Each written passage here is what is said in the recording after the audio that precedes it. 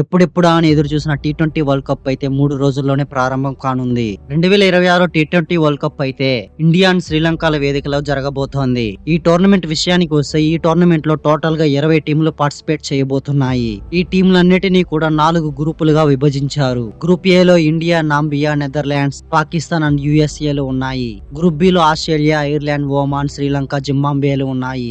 Group C లో England, Italy, Nepal, Scotland, West Indies లు ఉన్నాయి. గ్రూప్ డి లో Afghanistan, Canada, New Zealand, South Africa, యుఏఈలు ఉన్నాయి. ఈ విధంగా 4 గ్రూపులుగా 20 టీంలని విభజించారు. టోర్నమెంట్ ప్రారంభం కాకముందే బంగ్లాదేశ్ ఈ టోర్నమెంట్ నుంచి పొలిటికల్ రీజన్స్ వల్ల తప్పుకోవడంతో స్కాట్లాండ్ కి అయితే ఇంత పెద్ద మెగా టోర్నమెంట్ లో ఆడడానికి అవకాశం దక్కింది. బట్ ఎనీవేస్ ఈ టోర్నమెంట్ లో 40 మ్యాచ్లు గ్రూప్ స్టేజ్ లో, 12 మ్యాచ్లు సూపర్ 8 స్టేజ్ లో, 2 సెమీఫైనల్ మ్యాచ్లు అండ్ ఫైనల్ మ్యాచ్లుగా మొత్తం 55 మ్యాచ్లు జరగబోతున్నాయి. ఈ టీ20 వరల్డ్ కప్ ఫిబ్రవరి 7న ప్రారంభమయ్యి మార్చి 8న ముగుస్తుంది. ఈ టోర్నమెంట్ లో చూసుకుంటే లాస్ట్ టైం టీ20 వరల్డ్ కప్ విన్నింగ్ కెప్టెన్ అయిన రోహిత్ శర్మని టీ20 వరల్డ్ కప్ బ్రాండ్ అంబాసిడర్ గా అపాయింట్మెంట్ చేయడం జరిగింది. క్రికెట్ చరిత్రలోనే ఒక ప్లేయర్ యాక్టివ్ గా ఉన్న సమయంలో ఐసీసీ టోర్నమెంట్ కి బ్రాండ్ అంబాసిడర్ గా ఉండడం అంటే చాలా రేర్ థింగ్. బట్ ఇంతకు ముందు ఈ హానర్ గాడ్ ఆఫ్ క్రికెటర్ అయిన సచిన్ టెండూల్కర్ కి దక్కింది. ఇప్పుడు మళ్ళీ ఆ ఘనత రోహిత్ శర్మకి దక్కడం చాలా పెద్ద ఘనత అనే చెప్పుకోవాలి. బట్ ఎనీవేస్ 2026లో జరగబోయే టీ20 వరల్డ్ కప్ కి మన team India schedule and best playing 11 for T20 world cup and also మన టీమిండియా ఛాంపియన్స్ అవడానికి పాసిబిలిటీస్ గురించి ఈ వీడియోలో డిస్కస్ చేసుకుందాం.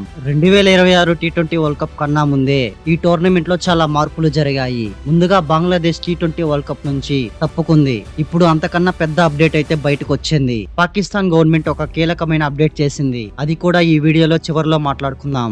వీడియోలోకి వెళ్లే ముందు ప్రతి ఒక్క క్రికెట్ అభిమానికి ఈ వీడియోని షేర్ చేసి లైక్ చేయండి. మీరు కొట్టే ప్రతి లైక్ వల్ల ఈ వీడియో ఎక్కువ మందికి రీచ్ అవుతుంది. మన టీమిండియా గ్రూప్ స్టేజ్ లో 4 మ్యాచ్లు ఆడనుంది. మొదటి మ్యాచ్ ఫిబ్రవరి 7న యుఎస్ఏ తో వాంకనే స్టేడియం లో ఆడనుంది. రెండవ మ్యాచ్ ఫిబ్రవరి 12న నాంబియాతో అరుణ్ జైట్లీ స్టేడియం లో ఆడనుంది. మూడవ మ్యాచ్ ఫిబ్రవరి 15న కొలంబోలో మన దాయాది దేశమైన పాకిస్తాన్ తో ఆడనుంది. టీమిండియా చివరి లీగ్ మ్యాచ్ నెదర్లాండ్స్ తో ఫిబ్రవరి 18న నరేంద్ర మోడీ స్టేడియం లో ఆడనుంది. మన టీమిండియా ఉన్న గ్రూపుల్లో అయితే ఇండియాకి గట్టి పోటీనిచ్చే టీమ్స్ అయితే పెద్దగా కనిపించట్లేదు. మన టీమిండియా అయితే ఖచ్చితంగా సూపర్ 8 కి చాలా ఈజీగా క్వాలిఫై అయిపోతుందని చెప్పుకోవాలి. ఇక మన టీమిండియాకి నాకౌట్ మ్యాచ్, అదే సెమీఫైనల్స్ అండ్ ఫైనల్ లో అయితే టఫ్ ఫైట్ నిచ్చే టీం అయితే ఉంటుందని చెప్పుకోవచ్చు. ఇక టీమిండియా కెప్టెన్ కూడా ఫైనల్ కి ఆస్ట్రేలియా రావాలి. నరేంద్ర మోడీ స్టేడియం లో ఆస్ట్రేలియాపై టీమిండియా గెలిస్తే 2023లో జరిగిన దానికి రివెంజ్ మ్యాచ్ గా ఉంటుందని సూర్యకుమార్ యాదవ్ చెప్పాడు. బట్ ఎనీవేస్ 2026 టీ20 వరల్డ్ కప్ లో India versus Australia final match తలబడతారా లేదా కామెంట్ చేయండి.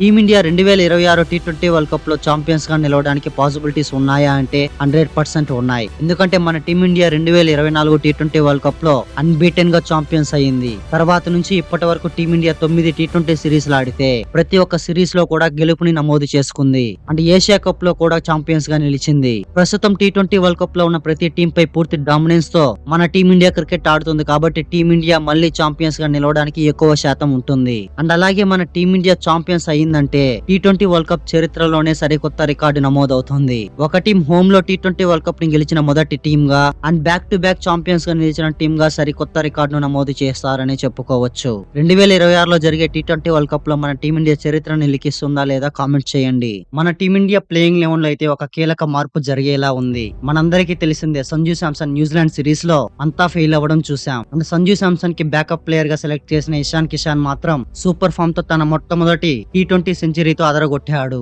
సో అందుకని న్యూజిలాండ్ తో 50 టీ20 మ్యాచ్ లో వికెట్ కీపర్ గా ఇషాన్ కిషాన్ కంటిన్యూ అవ్వడం జరిగింది. దీనిని బట్టి మనం అర్థం చేసుకోవచ్చు టీ20 వరల్డ్ కప్ లో ఇషాన్ కిషాన్ ఓపెనింగ్ చేసేదానికి ఎక్కువ అవకాశాలు ఉంటాయి అని. బట్ ఎనీవేస్ మన టీమిండియా బెస్ట్ ప్రాబబుల్ ప్లేయింగ్ 11 చూసుకున్నట్లయితే ఓపెనింగ్ లో ఇషాన్ కిషాన్ ఆర్ సంజు శాంసన్, నంబర్ 2 లో అభిషేక్ శర్మ, 1 డౌన్ లో తిలక్ వర్మ, 2 డౌన్ లో captain of India Suryakumar Yadav, number 5 లో హార్దిక్ పాండ్యా, నంబర్ 6 లో శివం దుబే, నంబర్ 7 లో రింకు సింగ్, నంబర్ 8 లో అక్షర్ పటేల్, నంబర్ 9 లో హర్షదీప్ సింగ్, నంబర్ 10 లో జస్ప్రీత్ బుమ్రా, నంబర్ 11 లో వరుణ్ చక్రవర్తి. 2026 టీ20 వరల్డ్ కప్ లో మన టీమిండియా ప్లేయింగ్ 11 ఎలా ఉంటుందని నేను అనుకుంటున్నాను. ఒక్కసారి మన team India batting lineup and bowling lineup గురించి డిస్కస్ చేసుకున్నట్లయితే ఓపెనింగ్ లో సంజు శాంసన్ అండ్ అభిషేక్ శర్మలు ఇద్దరు కూడా టీమిండియా పవర్ ప్లే లో అత్యధిక పరుగులు చేయడంలో కీ రోల్ ని ప్లే చేస్తారు. ముఖ్యంగా అభిషేక్ శర్మ మొదటి బంతి నుంచి అగ్రెసివ్ బ్యాటింగ్ తో విధ్వంసకరమైన బ్యాటింగ్ చేస్తాడు. ఒక మంచి సాలిడ్ ఇన్నింగ్స్ తో పవర్ ప్లే లో అభిషేక్ శర్మకి supportive batting and decent strike rate తో